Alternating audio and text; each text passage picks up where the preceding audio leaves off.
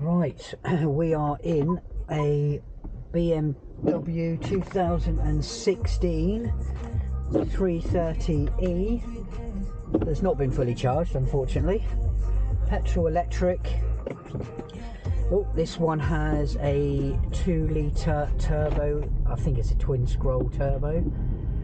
So it's not a bad little car. It's very, very fast for what it is. Goes around corners like an absolute dream. I mean, I've got a 5 Series. That's a big old heavy car compared to this. It really is. Unfortunately, it's a horrible rainy day today, so the quality of this video is not going to be fantastic because there's just not the light there. But it's quite a nice warm day in Britain, but your usual rain. Right, let's pop this into Eco Drive, where it stays mainly electric. It still does charge the battery. What you'll find when you get to the end of the battery, the engine starts kicking in a lot more. I found if you're quite gentle on the throttle, and because it's generally quite busy out and sort of stuff like that anyway, that you can sort of extend the range of the battery. If you're a bit heavy, you know, more heavy-footed and stuff, when you're in the electric mode, you're going to use a lot more of the electric and you're going to go through it quicker with less miles. And I think that is what I'm seeing the issue of people doing the review of this car online. If you put it into sort of split petrol, split electric, I find it works really well. When you sort of speed up to about 30, then you de-accelerate for a long amount of time, it will regenerate a bit and then it will automatically go into electric mode. It keeps switching back and forwards. Now that way I think is the best way of getting the most miles out of this car, with using both the petrol and electric engine. Now let's talk about the petrol engine. At the moment, just on petrol alone, it's doing 55 miles per gallon. That's average miles per gallon, so that's not sort of a true figure. Let's see if I can get it up on the computer. You might not be able to see this on the screen anyway. That one. Right, so onboard computer, I think that's the average. That's the average mile per gallon bits and pieces. And I don't really understand the kilowatt stuff. Or is that the average? I don't know. I would say that's the average because that's less, which is 50. So averages I don't listen to, and actual mile per gallon, that's what I listen to. So that actual is at 55, which for a petrol 2-litre car that I've driven fairly heavily off and on is bloody good. Because my 5 Series is a 3-litre diesel, gets nowhere near this mileage. It doesn't even get 30 to the gallon. That's actually being repaired at the moment, a very expensive repair job that was. Let's pop this back on the radio. It's got a lovely little interface there as well, nice clear screen, which I ended up changing mine out of my 5 Series because I just didn't like the BMW menus, and I just got an add-on Android unit, which is okay. You know, I can get Spotify and this, that and the other on it, watch YouTube on it, but it does have its issues. It does freeze, it does lose connection to the internet occasionally, but that's what you get when you buy. Well, it was a London company selling sort of rebranded Chinese units. We're still in electric and we've got an Audi up our arse, just like usual. Let's just, oh no, it's not, it's a Toyota, and he's trying to undertake me. What an absolute dickhead. You're not in that much of a rush, mate. What an absolute knob. It's pretty much a brand new car, so I'm guessing he doesn't know the handling capability of his car, as you can tell because he's always on his brakes there. Wow, look at him just absolutely plant it. I wonder if he realises there's a speed camera down here. What an absolute knob. I could put this into sports, but it's an Eco Pro, so, and I still haven't hit, oh no, we have just gone into the petrol engine. That's only because I sort of booted it a bit. I think it goes into petrol once you get to a certain mile per hour, something like that is what I can figure out.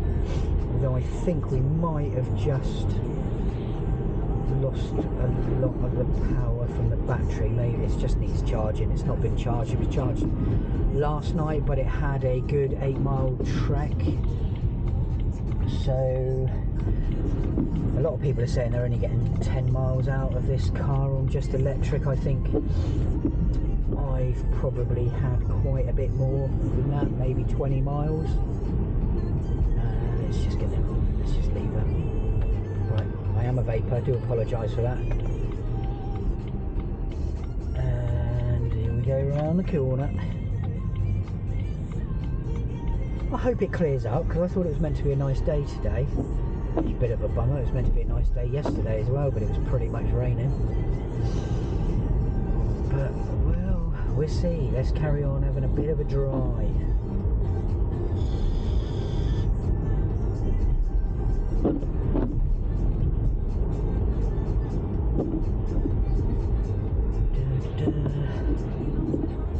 Normally see a lot of idiots on the roads around here, especially around Christmas time. My God, I've never seen anything like it this Christmas. Some of the way people have been driving, absolutely unreal.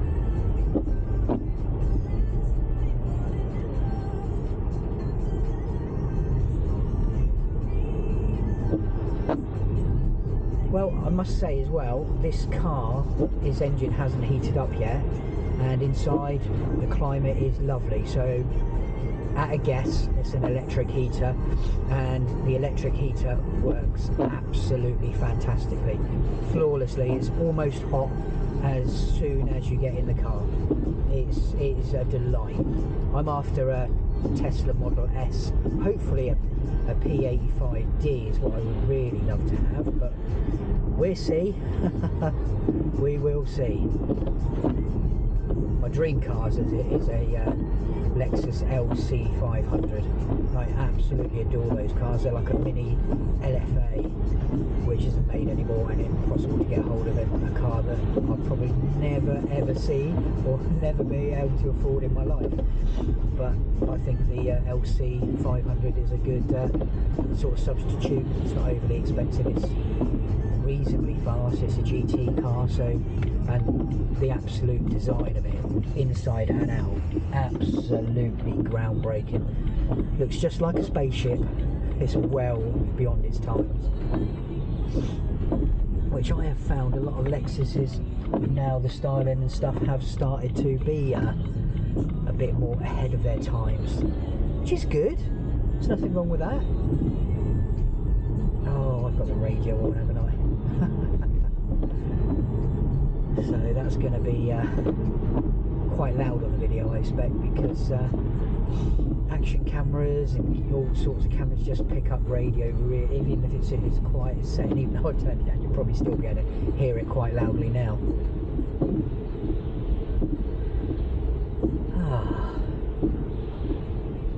We are back in electric again.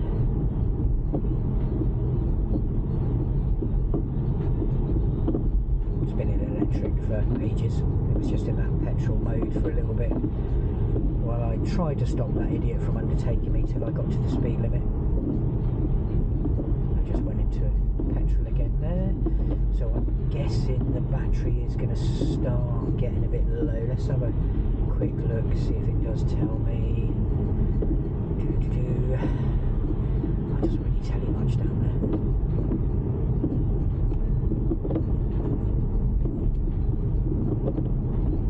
Oh, combined, I think that means. Oh no, that's range. Oh, the range, it doesn't seem right, to be quite honest, in this car, what the range it actually gives you.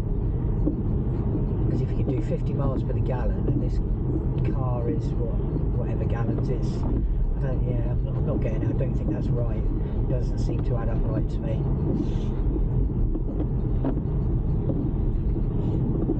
4% battery left. Oh, blimey. I drained that pretty quick. But then it didn't have a full charge last night anyway. So it's not been running on a full charge. It's not my car, I must say, it's the other half's car. It is quite new to us. We got it a week ago. What's the day today?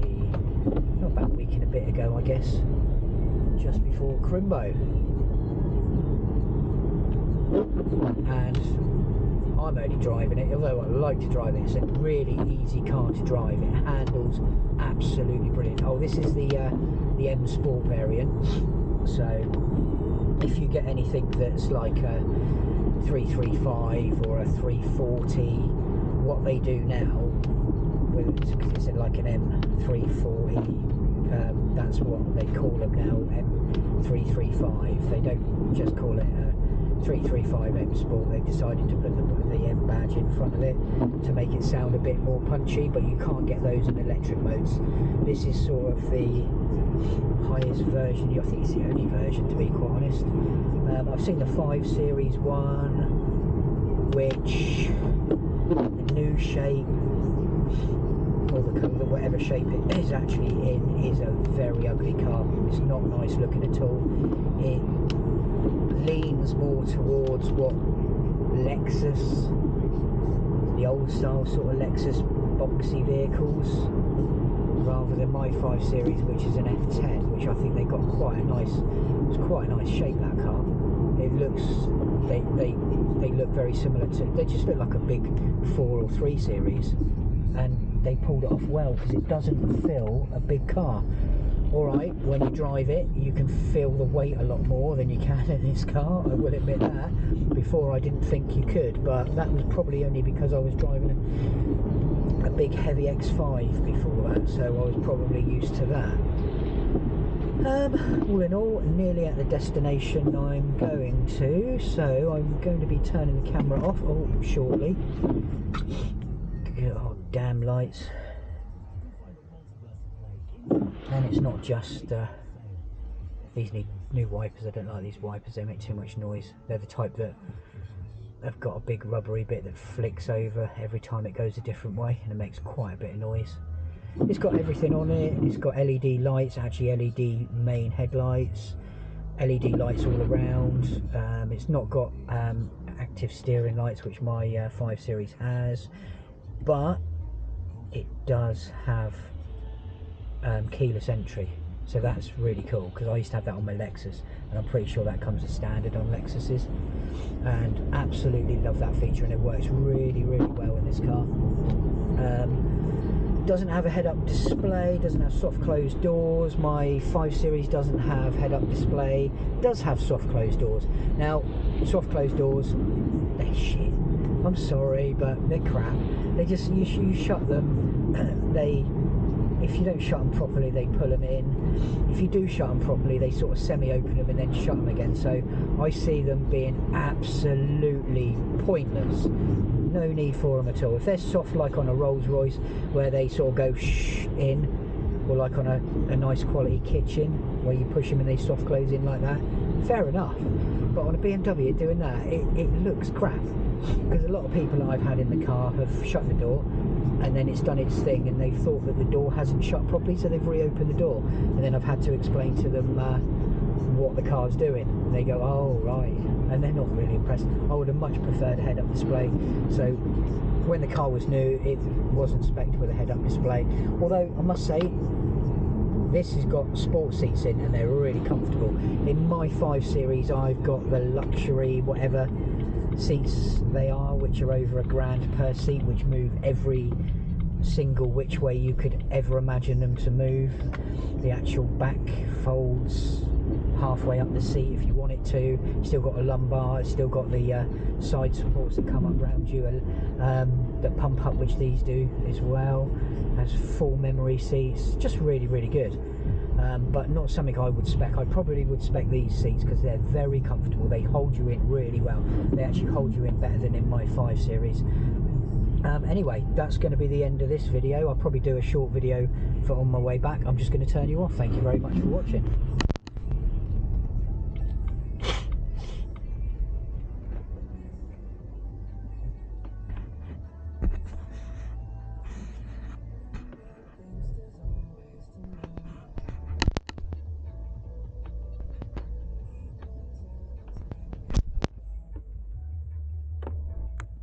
got to stop it from the app.